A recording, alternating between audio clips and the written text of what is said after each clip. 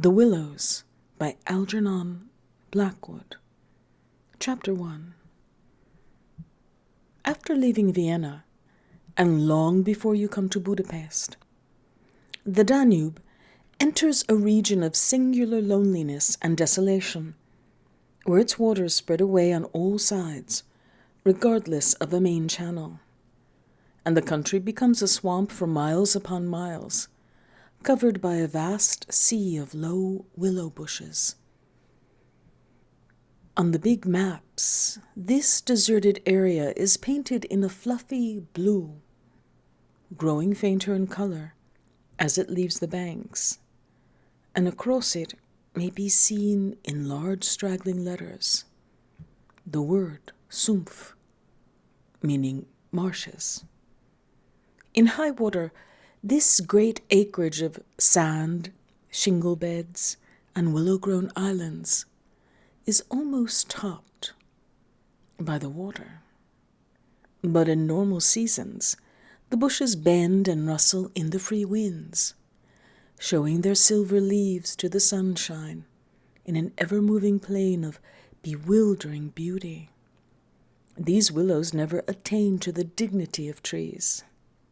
They have no rigid trunks.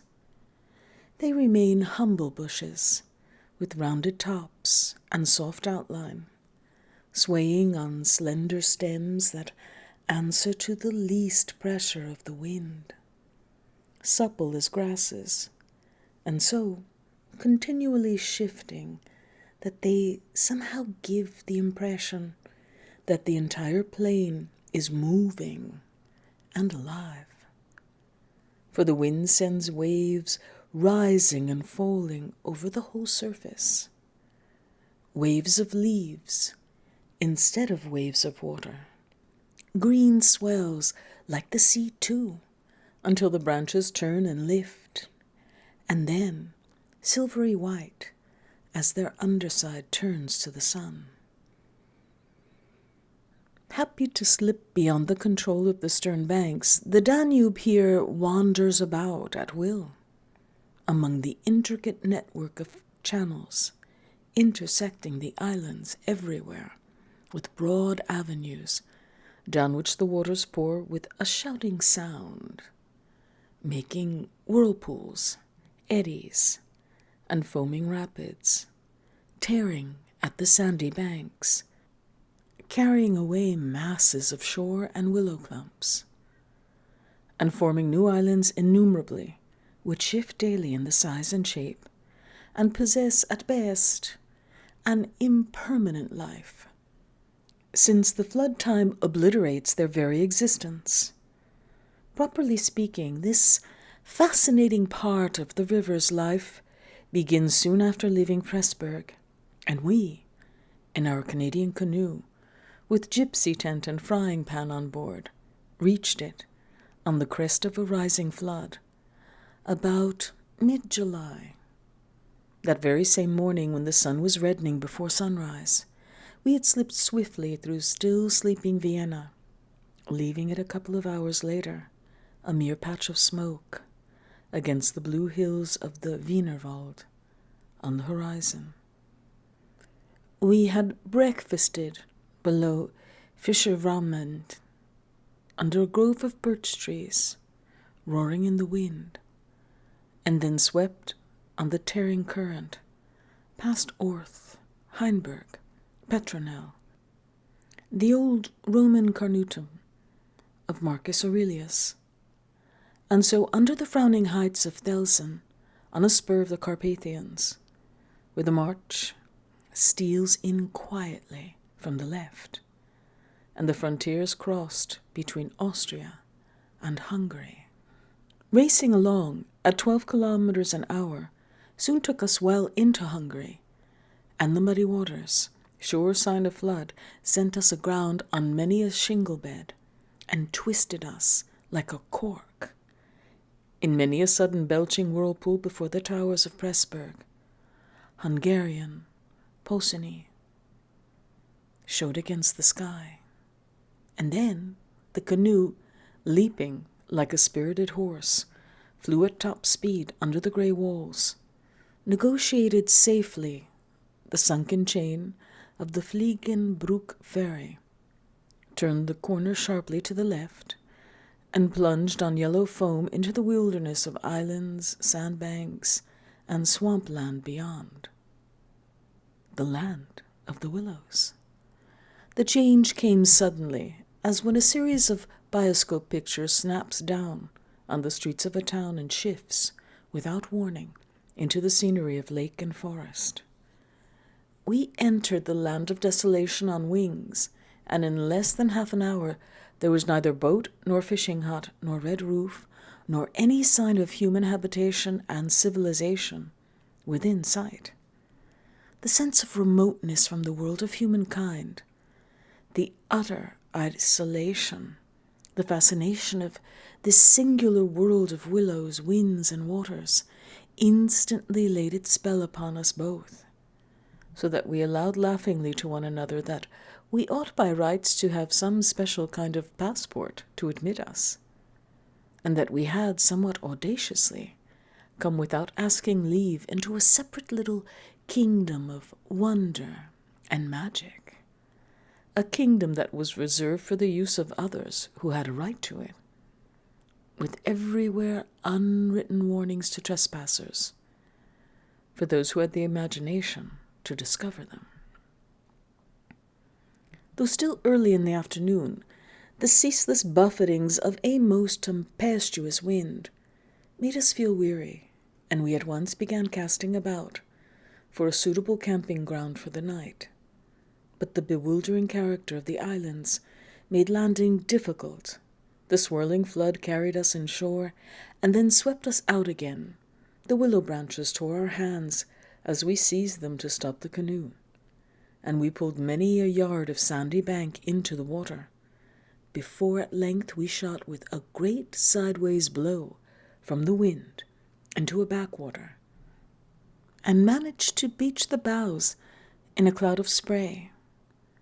Then we lay panting and laughing after our exertions on the hot yellow sand, sheltered from the wind, and in the full blaze of a scorching sun, a cloudless blue sky above, and an immense army of dancing, shouting willow bushes, closing in from all sides, shining with spray and clapping their 1,000 little hands as though to applaud the success of our efforts.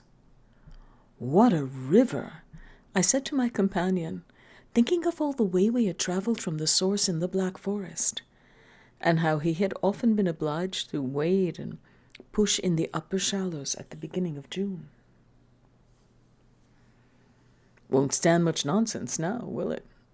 he said, pulling the canoe a little farther into safety up the sand, and then composing himself for a nap.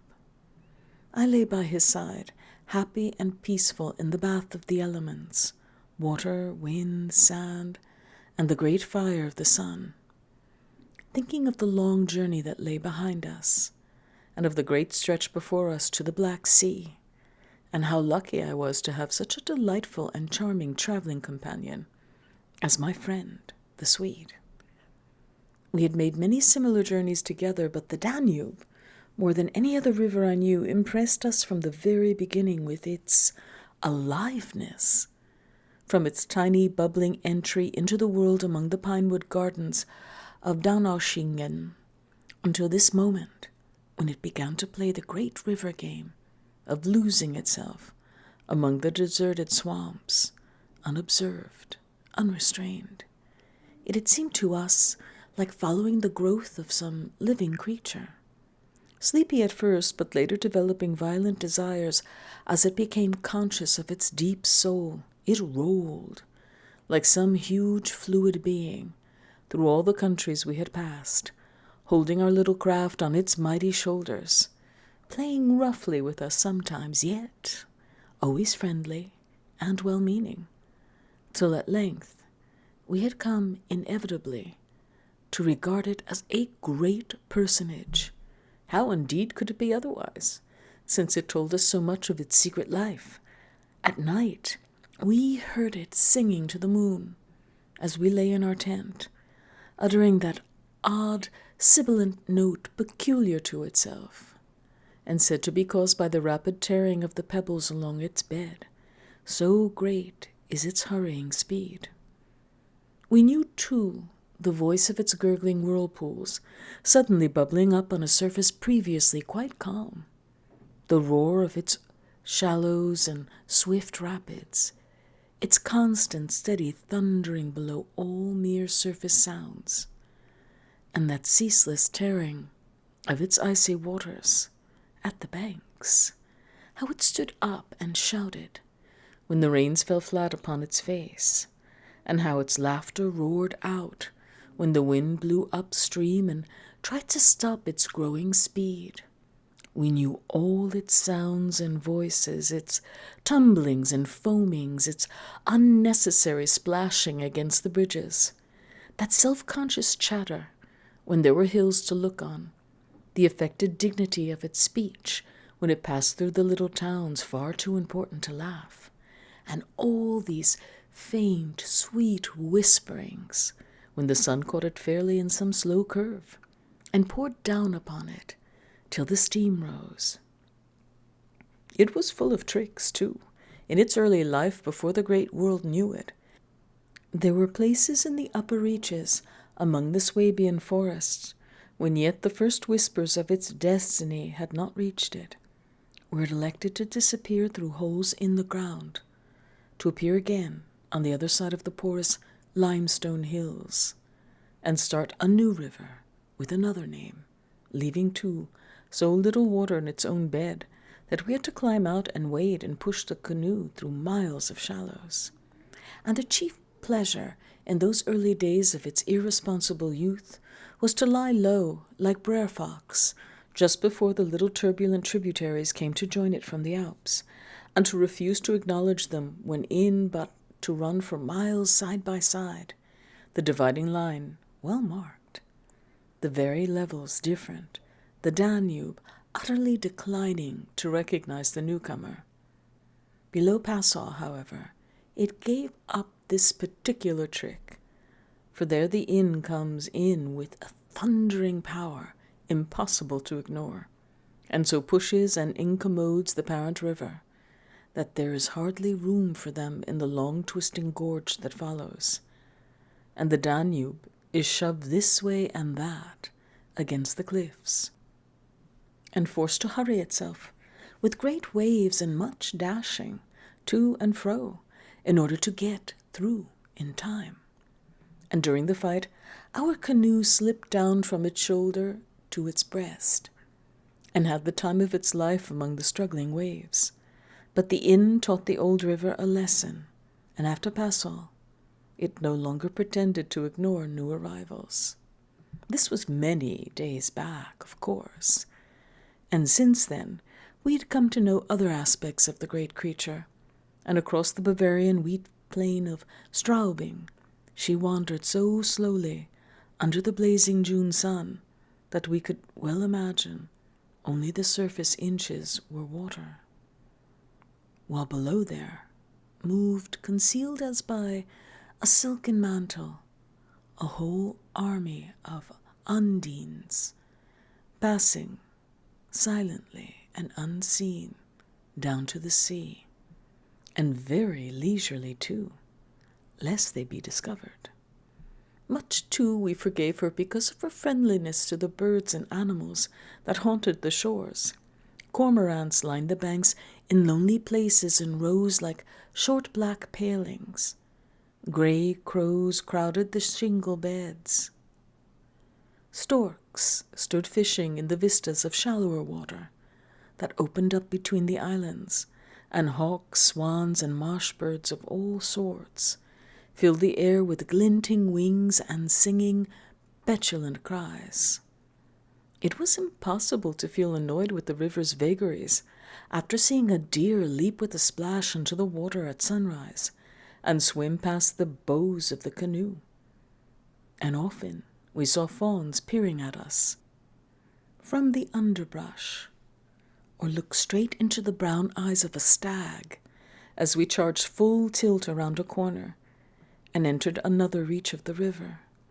Foxes, too, everywhere haunted the banks, tripping daintily among the driftwood and disappearing so suddenly that it was impossible to see how they managed it. But now, after leaving Pressburg, everything changed a little, and the Danube became more serious. It ceased trifling. It was halfway to the Black Sea, within seeming distance almost of other stranger countries, where no tricks would be permitted or understood. It became suddenly grown up and claimed our respect and even our awe. It broke out into three arms, for one thing, that only met again 100 kilometers farther down. And for a canoe, there were no indications which one was intended to be followed. "If you take a side channel," said the Hungarian officer we met in the Pressburg shop, while buying provisions, "you may find yourselves, when the flood subsides, 40 miles from anywhere, high and dry, and you may easily starve. There are no people, no farms, no fishermen. I warn you not to continue. The river, too, is still rising, and the wind will increase." The rising river did not alarm us in the least, but the matter of being left high and dry by a sudden subsidence of the waters might be serious, and we had consequently laid in an extra stock of provisions. For the rest, the officer's prophecy held true, and the wind, blowing down a perfectly clear sky, increased steadily, till it reached the dignity of a westerly gale. It was earlier than usual when we camped, for the sun was a good hour or two from the horizon, and leaving my friends still asleep on the hot sand, I wandered about in desultory examination of our hotel. The island I found was less than an acre in extent, a mere sandy bank, standing some 2 or 3 feet above the level of the river. The far end, pointing into the sunset, was covered with flying spray, which the tremendous wind drove off the crests of the broken waves. It was triangular in shape, with the apex upstream. I stood there for several minutes, watching the impetuous crimson flood, bearing down with a shouting roar, dashing in waves against the bank as though to sweep it bodily, and then swirling by in 2 foaming streams on either side. The ground seemed to shake with shock and rush, while the furious movement of the willow bushes, as the wind poured over them, increased the curious illusion that the island itself actually moved. Above, for a mile or two, I could see the great river descending upon me. It was looking up the slope of a sliding hill, white with foam, and leaping up everywhere to show itself to the sun. The rest of the island was too thickly grown with willows to make walking pleasant, but I made the tour nevertheless. From the lower end the light of course changed, and the river looked dark and angry. Only the backs of the flying waves were visible, streaked with foam, and pushed forcibly by the great puffs of wind that fell upon them from behind.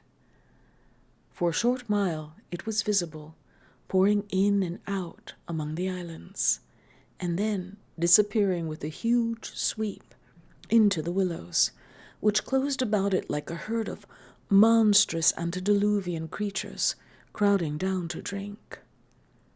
They made me think of gigantic sponge-like growths that sucked the river up into themselves. They caused it to vanish from sight. They herded there together in such overpowering numbers. Although it was an impressive scene with its utter loneliness, its bizarre suggestion, and as I gazed, long and curiously, a singular emotion began to stir somewhere in the depths of me.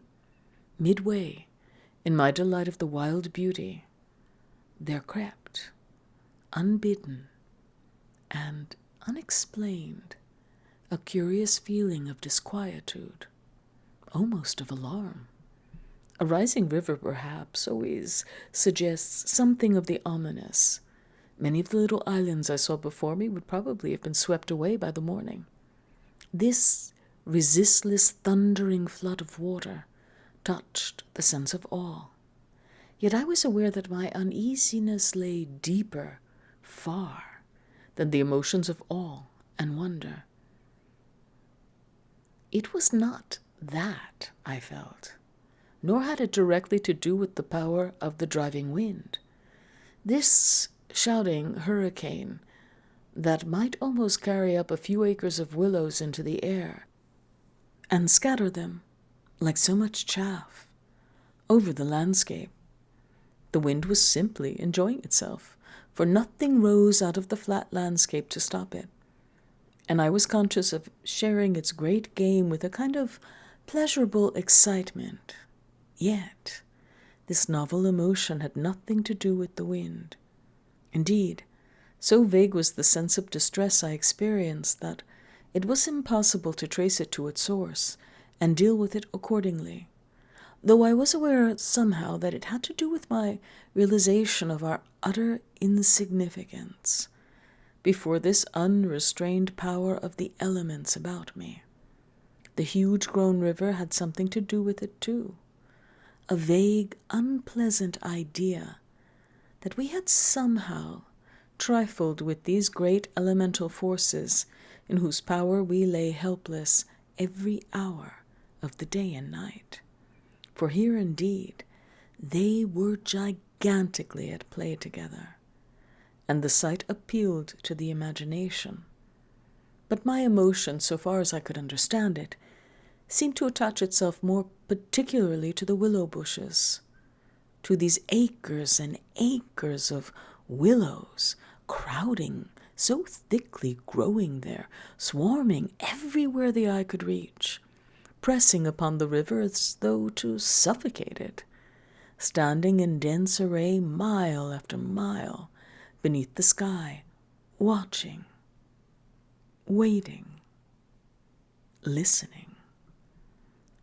And apart quite from the elements, the willows connected themselves subtly with my malaise, attacking the mind insidiously somehow by reason of their vast numbers, and contriving in some way or other to represent to the imagination a new and mighty power, a power, moreover, not altogether friendly to us. Great revelations of nature, of course, never fail to impress in one way or another, and I was no stranger to the moods of the kind. Mountains overawe and oceans terrify, while the mystery of the great forest exercises a spell peculiarly its own. But all these, at one point or another, somewhere link on intimately with human life and human experience. They stir comprehensible, even if alarming, emotions. They tend on the whole to exalt. With this multitude of willows, however, it was something far different, I felt. Some essence emanated from them that besieged the heart. A sense of awe awakened, true, but of awe touched somewhere by a vague terror. Their serried ranks, growing everywhere, darker about me, as the shadows deepened, moving furiously yet softly in the wind, woke in me the curious and unwelcome suggestion that we had trespassed here upon the borders of an alien world, a world where we were intruders, a world where we were not wanted or invited to remain, where we ran grave risks, perhaps.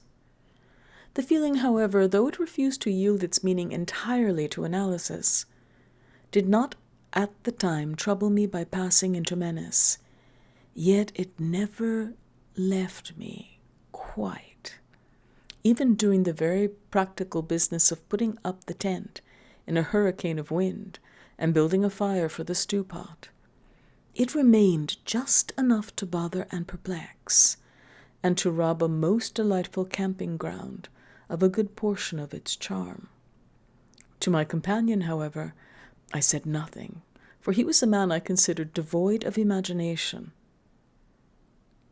In the first place, I could never have explained to him what I meant. and in the second he would have laughed stupidly at me, if I had. There was a slight depression in the center of the island, and here we pitched the tent. The surrounding willows broke the wind a bit. "A poor camp," observed the imperturbable Swede, when at last the tent stood aright. "No stones and precious little firewood. I'm for moving on early tomorrow, eh? This sand won't hold anything." But the experience of a collapsing tent at midnight had taught us many devices, and we made the cozy gypsy house as safe as possible, and then set about collecting a store of wood to last till bedtime. Willow bushes dropped no branches, and driftwood was our only source of supply. We hunted the shores pretty thoroughly, everywhere the banks were crumbling, as the rising flood tore at them, and carried away great portions, with a splash and a gurgle. "The island's much smaller than when we landed," said the accurate Swede. "It won't last long at this rate. We better drag the canoe close to the tent and be ready to start at a moment's notice. I shall sleep in my clothes." He was a little distance off, climbing along the bank.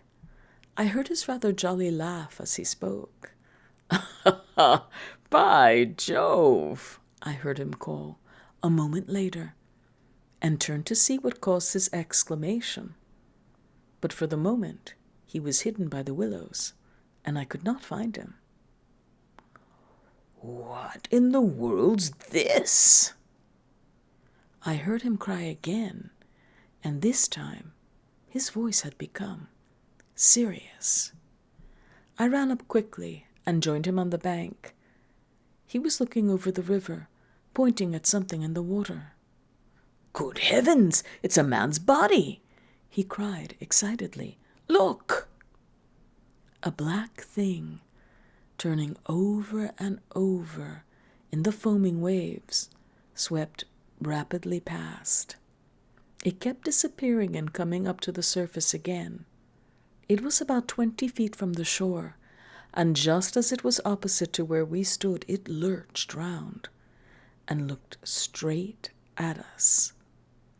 We saw its eyes reflecting the sunset and gleaming an odd yellow as the body turned over. Then it gave a swift, gulping plunge and dived out of sight in a flash. "An otter, by gad!" we exclaimed in the same breath, laughing. It was an otter, alive, out on the hunt, yet it looked exactly like the body of a drowned man turning helplessly in the current. Far below it came to the surface once again, and we saw its black skin, wet and shining in the sunlight. Then, too, just as we turned back, our arms full of driftwood, another thing happened to recall us to the river bank. This time, it really was a man, and what was more, a man in a boat. Now, a small boat on the Danube was an unusual sight at any time, but here, in this deserted region and at flood time, it was so unexpected as to constitute a real event. We stood and stared.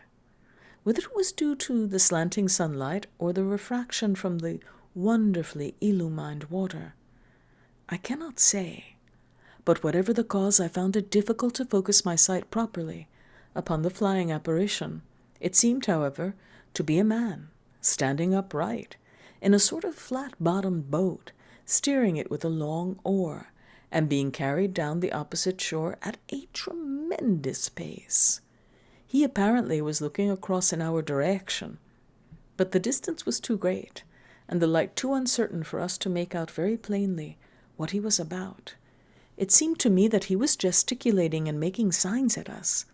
His voice came across the water to us, shouting something furiously, but the wind drowned it so that no single word was audible. There was something curious about the whole appearance, man, boat, signs, voice, that made an impression on me out of or proportion to its cause. "He's crossing himself," I cried. "Look, he's making the sign of the cross." "I believe you're right," said the Swede, shading his eyes with his hand and watching the man out of sight. He seemed to be gone in a moment, melting away down there into the sea of willows, where the sun caught them in a bend of the river and turned them into a great crimson wall of beauty. Mist, too, had begun to ruse, so that the air was hazy. "But what in the world is he doing at nightfall on this flooded river?" I said half to myself. "Where is he going at such a time, and what did he mean by his signs and shouting? Do you think he wished to warn us about something?" "He saw our smoke and thought we were spirits, probably," laughed my companion. "These Hungarians believe in all sorts of rubbish. You remember the shopwoman at Pressburg warning us that no one ever landed here because it belonged to some sort of beings outside man's world. I suppose they believe in fairies and elementals, possibly demons too.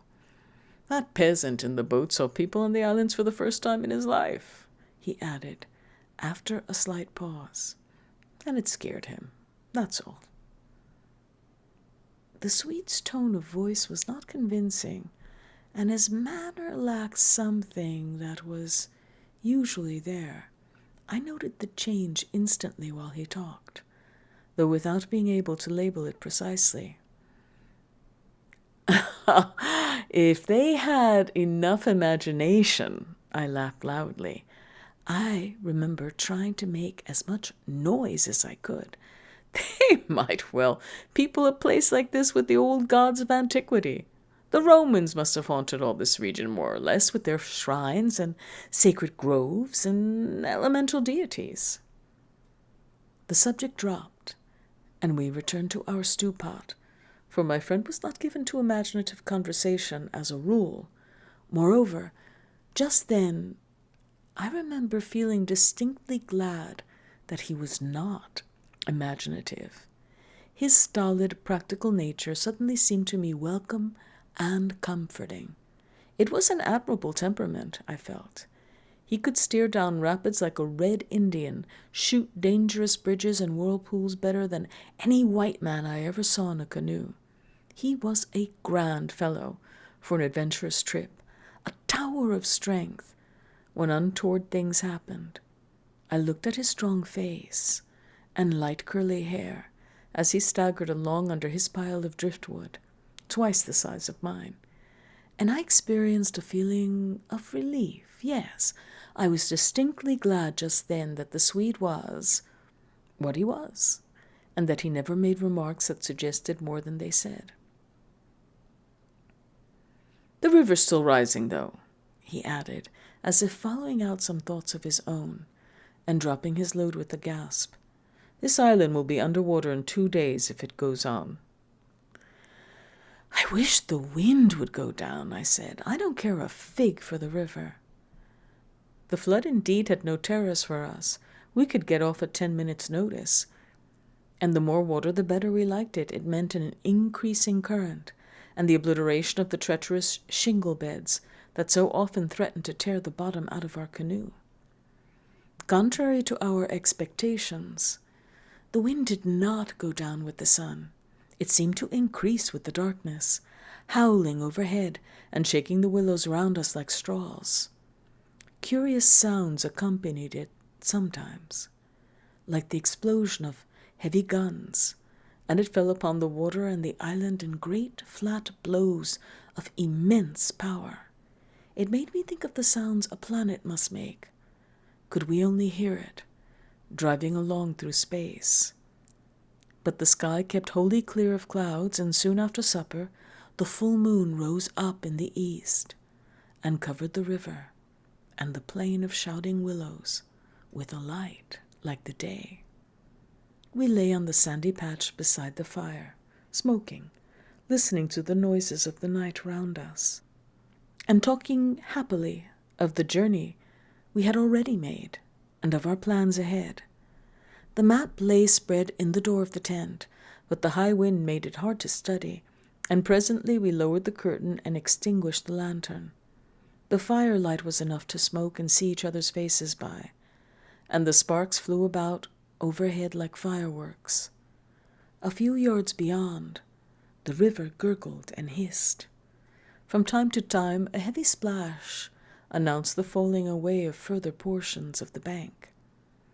Our talk, I noticed, had to do with the faraway scenes and incidents of our first camps in the Black Forest, or of other subjects altogether remote from the present setting, for neither of us spoke of the actual moment more than necessary, almost as though we had agreed tacitly to avoid discussion of the camp and its incidents.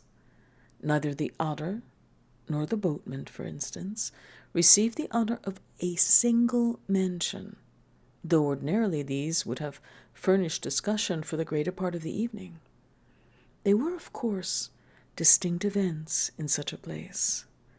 The scarcity of wood made it a business to keep the fire going, for the wind that drove the smoke in our faces wherever we sat helped at the same time to make a forced draught.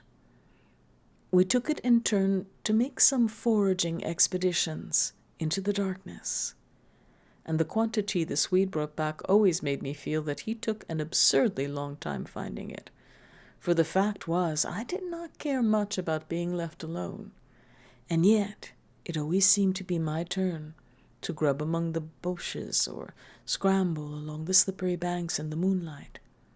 The long day's battle with wind and water, such wind and such water, had tired us both, and an early bed was the obvious program. Yet neither of us made the move for the tent. We lay there, tending the fire, talking in desultory fashion, peering about us into the dense willow bushes, and listening to the thunder of wind and river. The loneliness of the place had entered our very bones, and silence seemed natural, for after a bit the sound of our voices became a trifle unreal and forced. Whispering would have been the fitting mode of communication, I felt, and the human voice, always rather absurd amid the roar of the elements, now carried with it something almost illegitimate. It was like talking out loud in church, or in some place where it was not lawful, perhaps not quite safe, to be overheard. The eeriness of this lonely island, set among a million willows, swept by a hurricane, and surrounded by hurrying deep waters, touched us both, I fancy. Untrodden by man, almost unknown to man, it lay there beneath the moon, remote from human influence, on the frontier of another world, an alien world, a world tenanted by willows only, and the souls of willows. And we, in our rashness, had dared to invade it, even to make use of it. Something more than the power of its mystery stirred in me, as I lay on the sand, feet to fire, and peered up through the leaves at the stars. For the last time, I rose to get firewood. "When this has burnt up," I said firmly, "I shall turn in," and my companion watched me lazily as I moved off into the surrounding shadows. For an unimaginative man, I thought he seemed unusually receptive that night, unusually open to suggestion of things other than sensory. He, too, was touched by the beauty and loneliness of the place. I was not altogether pleased. I remember to recognize this slight change in him, and instead of immediately collecting sticks, I made my way to the far point of the island, where the moonlight on plain and river could be seen to better advantage. The desire to be alone had come suddenly upon me. My former dread returned in force. There was a vague feeling in me I wished to face and probe to the bottom. When I reached the point of sand jutting out among the waves, the spell of the place descended upon me with a positive shock. No mere scenery could have produced such an effect. There was something more here, something to alarm. I gazed across the waste of wild waters. I watched the whispering willows. I heard the ceaseless beating of the tireless wind, and one and all, each in its own way, stirred in me this sensation of a strange distress. But the willows especially, forever they went on chattering and talking among themselves, laughing a little, shrilly crying out, sometimes sighing.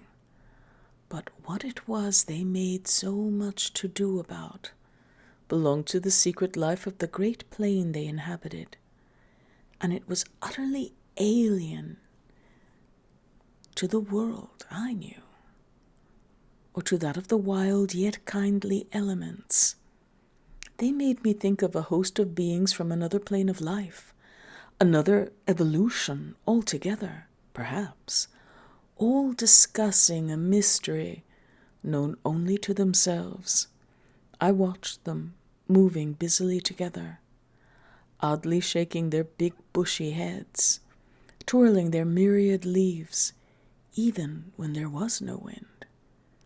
They moved of their own will, as though alive, and they touched by some incalculable method my own keen sense of the horrible.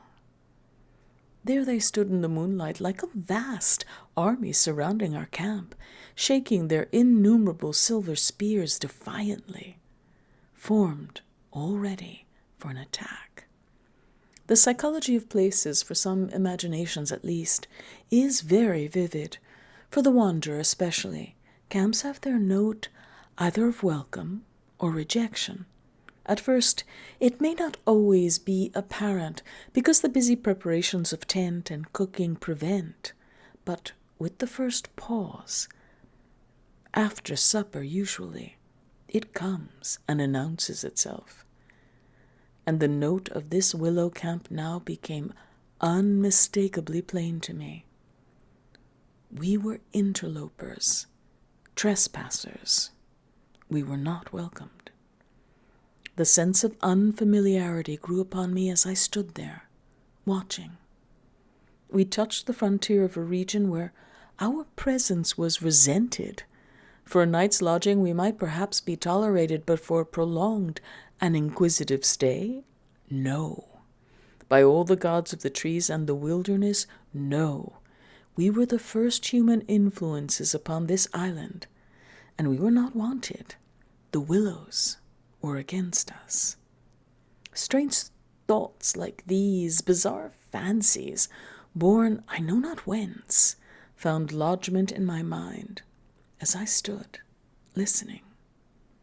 What, I thought, if after all these crouching willows proved to be alive?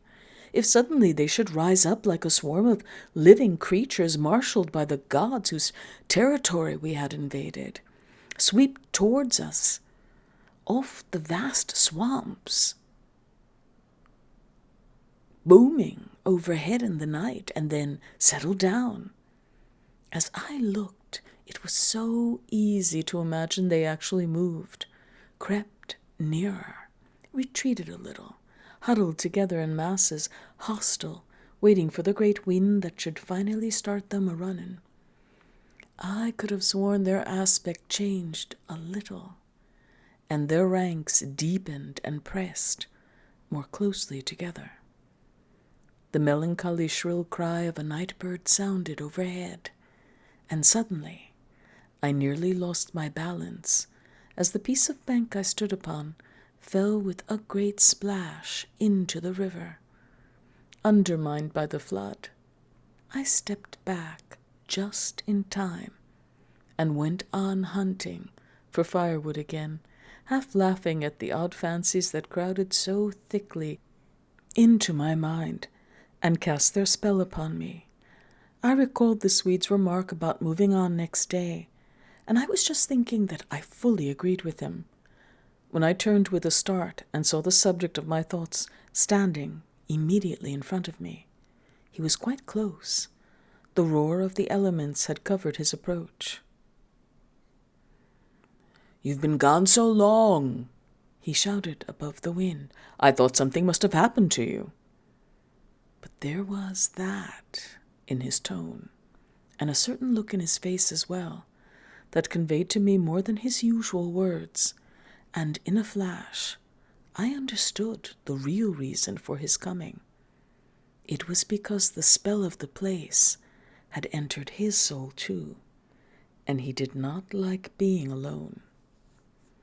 "River's still rising," he cried, pointing to the flood in the moonlight, "and the wind's simply awful."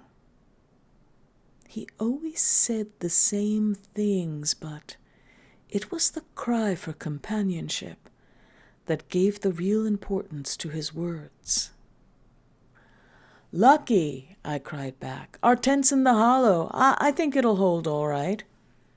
I added something about the difficulty of finding wood in order to explain my absence, but the wind caught my words and flung them across the river so that he did not hear, but just looked at me through the branches, nodding his head. "Lucky if we get away without disaster," he shouted, or words to that effect. And I remember feeling half angry with him for putting the thoughts into words, for it was exactly what I felt myself. There was disaster impending somewhere, and the sense of presentiment lay unpleasantly upon me. We went back to the fire and made a final blaze, poking it up with our feet. We took a last look around, but for the wind, the heat would have been unpleasant. I put this thought into words, and I remember my friend's reply struck me oddly, that he would rather have the heat, the ordinary July weather, than this diabolical wind. Everything was snug for the night, the canoe lying turned over beside the tent, with both yellow paddles beneath her, the provision sack hanging from a willow stem, and the washed-up dishes were moved to a safe distance from the fire, all ready for the morning meal. We smothered the embers of the fire with sand, and then turned in. The flap of the tent door was up, and I saw the branches and the stars and the white moonlight, the shaking willows and the heavy buffeting of the wind against our taut little house were the things I remembered as sleep came down and covered all with its soft and delicious forgetfulness.